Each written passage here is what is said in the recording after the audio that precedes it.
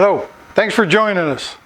Today we're going to be taking ordinary bamboo cutting boards, and with our laser engraver we are going to be transforming them into cool gifts for mom.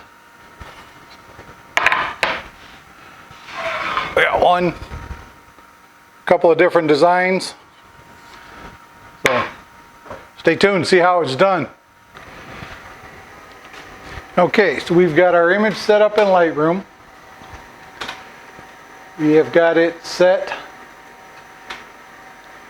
for 4,400 millimeters per second at 50% power. We have got it framed on our workpiece. And now we're just going to hit start. Now this laser burn with the size will take about an hour and 15 minutes. So we'll come back and check on it in a little bit.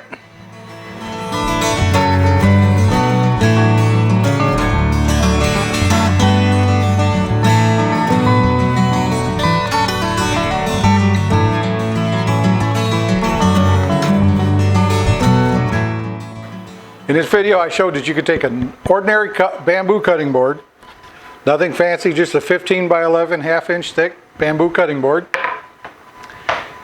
It makes some pretty cool gifts.